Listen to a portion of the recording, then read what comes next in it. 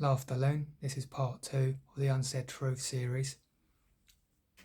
Right, now I'm going to go into a deeper inner statement about my life, what's happened to me. I've said these in other vlogs, but I want to say it again. Just I've cleared up some more bits I haven't said. Right, I was here 5,000 years ago, and I was born in Vrindavan. I was known as Kali Yavana in my previous life, who was basically the son of Garga Muni, who was the head family priest of Vrindavan. And he basically, what Vrindavan was basically a massive dairy farm, basically for a lot of India in its dairy products, and a lot of basil as well, the holy basil as well.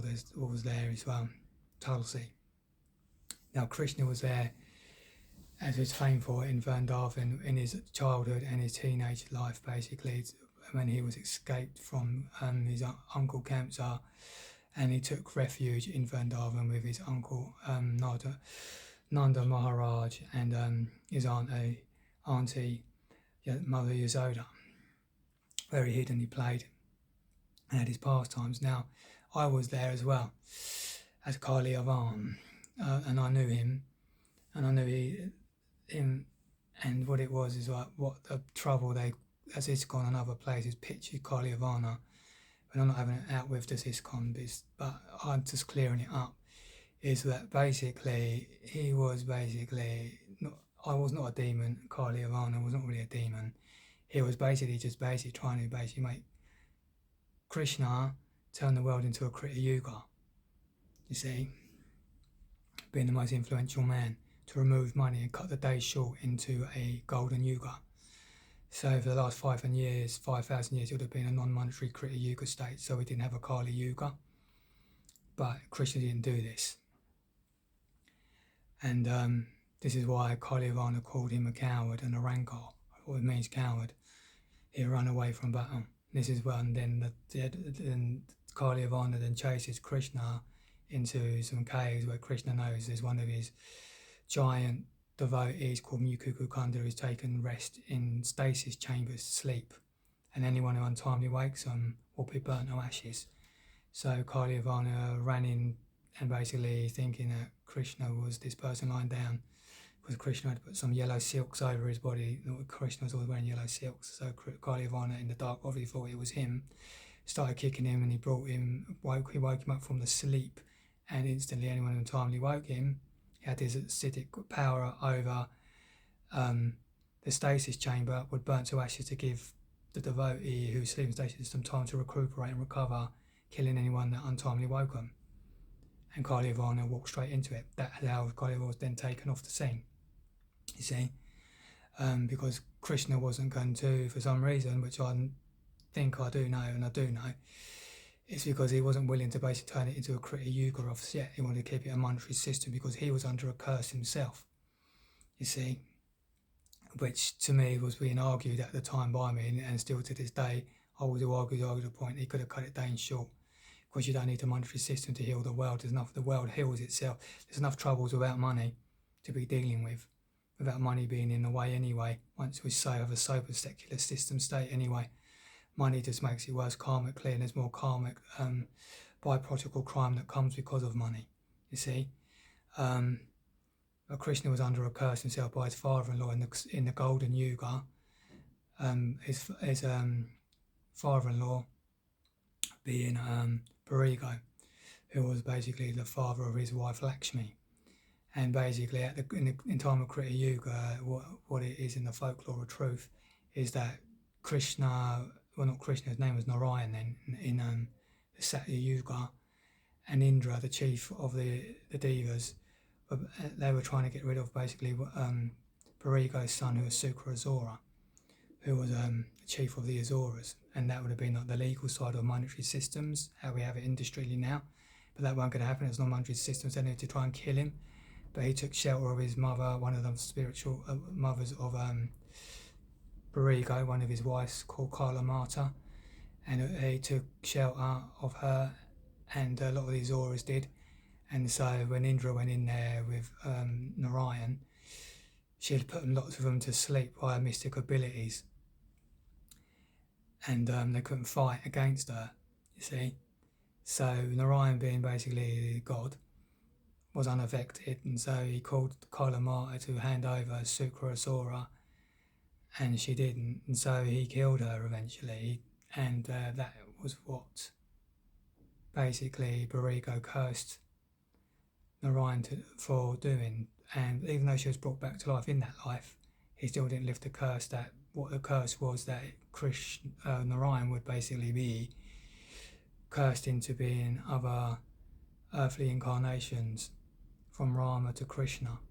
You see, even Buddha to Lord Chaitanya. So it looks by the looks of things, and they wouldn't basically, well, and Barigo wouldn't lift the curse for some reason, which is why I don't understand why Narayan just told him to go do one, in all due respect, because Narayan's basically the god of all. So if a father-in-law is falling out with, well, remember, you may be his father-in-law, but Narayan is God. And I don't understand why Narayan went with the curse, rather than just giving it, because then eventually, this is how these three fallen cycles came about. Let alone what the rest of mankind were like in other countries, why the fall came simultaneously, where the monetary influence starts to come through out of Krita into monetary order, you see. But in the inner statement of the family affairs of truth, this is what went down, you see. I still argue the fact that, he could have quite easily cut the day short. What does it matter to say to just remove money from the situation? This is the thing. There's a lot of things to be said about this. I mean, he said a lot of things for myself, like being Kalyavana.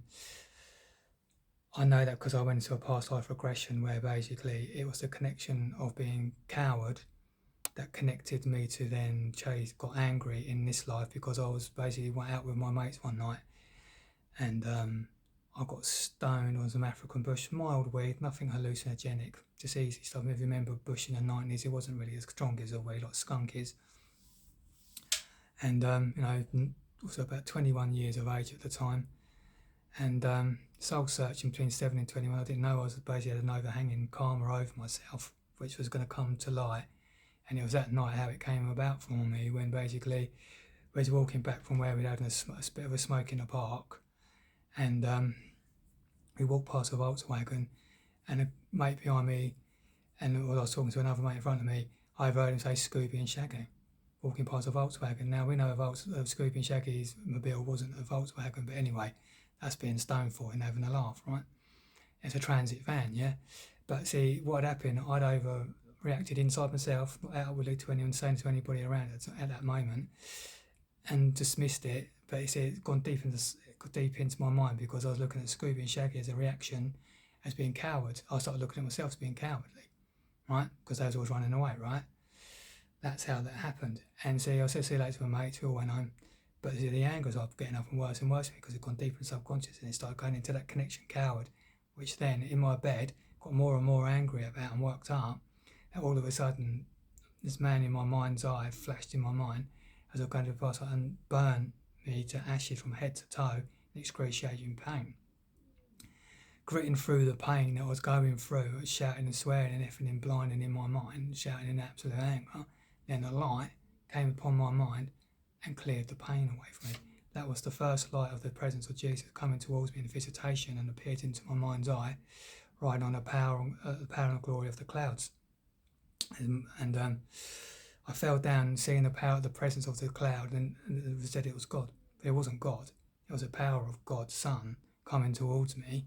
Basically, when I basically looked again and deeper, and I saw basically Jesus standing on the top of this cloud, and I was in the form inside this cloud, and basically see him, and basically he was basically standing there in his spiritual original body, cupidal body, Bradyumic body, looking no older than 21 and 25. And I was repeatedly saying, I'm sorry, basically, because what had flashed in my mind was the sin when I was 19. I was nicking, thieving from a shop that I was working in. Basically, I nicked about 55 quid's worth of money and tobacco, fags at the time, and Rizzlers. But I mean, I paid that back now through their charities. Do you know what I mean? But at that time, I nicked, that's what I was saying sorry for, right? And that's what happened. And basically he appeared to me, and he said, "You'll be all right." And we looked at each other, right, and we looked at eye to eye, and his eyes were basically like double blue eyes, as in even the whites of his eyes were blue. The whole body of him's blue and white. The hair was blue and white in dreaded matted locks. Had a groomed sort of stubbly beard, and had a V-shaped white vestment, and was shining self-evident in a blue and white vector. And I was saying, look, no older than 20 and 25. Now that's was this, and I knew that we had seen eye to eye with each other. I looked straight into his eyes. I knew we was on the same level. But I also knew that no one would believe what I was saying either, or there would be a lot of discrepancy in belief to what I'm saying, because that's the field of territory. Because if Jesus was never being believed to be in Jesus to a lot of people, and Krishna and all these other incarnate selves are never being always believed as the Father Almighty to people on earth, that they don't even realise when Vishnu is on earth himself, how's another son in the truth of Jesus Christ going to be believed? This is the field of territory, and I know this is the fact. I accept that fact. That's how it's going to go on. But I'm going to tell these things anyway, and clearing the way, because there's a lot to quite clear between all of this. But I was forgiven for being the temporary little thief in myself. The past life samskaric groove was taken off me, basically, of the past life affliction of being a thief, of being Kalyavana and for falling out with him. Not that I say that Kalyavana was really, it was anything he was really that wrong about, because he was only trying to help bring in the Krita Yuga, you see. But all that burning of the past life regression and going through that past life regression of Mukku Kunda's fire coming from him, basically in the stasis chamber he was in, was cleared. So that samskara was over and done with, you see. So that was all cleared. Now all of this is what I was saying is why I'm probably never going to be believed in what I'm talking also about, in bringing the 39-13 natural seasonal way that we can work between each other in 13 weeks between 4 people, giving you 39 weeks in free time and career pursuit in the free world, and why you don't need a non-monetary system, because you'd put that in human resources. But this all goes with the territory. Also making me how I was liberated by a foolish way of overreacting to Scooby and Shaggy, right? Which is funny, right? Let's face it, it's hilarious, really. But that's how it worked in the triggering. But this is also make so that the old man, Kalki, comes and makes himself look good, when he could have done as Krishna, as I was saying with his Kalyavana. He said, I'm not against the father, right? But this is a whole air of what's going on in my relationship, right? I'm on side of the father, and I'm doing these things before he arrives, and again pitching this 39-13, you see, which could have been done. You see, I think if this was done when it was Krishna, I think the Mahabharata War, as we know, may never have happened, because the incident of Kalyavana was in Vrindavan before, and he moved to Dwarka before the incident of the Pandu brothers. His cousins basically lost their 5 kingdoms in a dice game to the Kurus of their cousins. You see, and then the whole massive Kurukshetra war happened because of over money and property. You see, now if there's a non-monetary system being pitched by Krishna, you see, this would have been stopped, and the days would have been cut short, and the last 5,000 years would have been a Krita Yuga. You see what I'm saying? But see, he's going to now come as Kalki. He never done this 538 years ago. It was Lord Chaitanya, when he started preaching and chanting the holy name of Hare Krishna, which would have been done then, you see, but it wasn't again. So we're in this cuff team between Lord Chaitanya and Kalki coming, and I'm here as one of his devotees, a son in the tribe of Jesus, in the Pradyumna expansion, not Christianity, what this world calls it by Barnabas, but Pradyumna expansion, but Jesus himself would have been turned on to, in bringing in the Krita Yuga. You see, the flow state, and it's done by changing, as I say, the time rostering and how we work rostering in human resources, the 39-13 rather than 48-4 that you're in now. That will change things. But this is the way, basically, that we can change things. But yeah, as I say, so there's meant to be a 10,000 golden yuga, and that 10,000 year golden yuga will be a permanent golden yuga. But as you see, 538 years have gone past, and we haven't seen any Krita Yuga as of yet, right? Understand? So the more time's dwindling. So why I say we need to get this 10,000 year golden yuga on the way between ourselves, if before the father arrives, or for the father when he arrives, or for him to arrive. But days are dwindling and more Kali Yuga hours are being taken off us day by day, year by year. This is what we need to get to, I would say, in our time and head to. But I'm just clearing some of the stuff up in my life and devotion as a devotee and where I'm at and where I stand. What do I want out of this? Basically a free world. I don't want anything else. Like if I was a cult leader, don't you think that by now I'd have a temple and wear my saffron clothes in the COO of the pyramid scheme of religion nowadays, and have all my minions of devotees and being paid for people to touch my feet and all the rest of it, which I can't abhor or stand whatsoever. I live in my council flat. This is my ashram, and it's far easier to just make vlogs, which I've been doing the last few years. This happened with 20. This happened to me at 21. I'm 49 now. As I was saying, all I'm about is just putting this message out there and taking it from there, and that's it. I'm not trying to sell you back freedom. I'm just trying to put the message out with two people to understand this is where we're coming from, where I'm coming from, right, and where I want to basically put things forward so we're clearing the air. Right, I'm going off a bit tangent here and there, so I want to leave it now, but I'll leave it there for now, but that's part 2, all right? Hope you enjoyed, and get some insights from it, and any feedback's welcome, okay? Anyway, take care, people.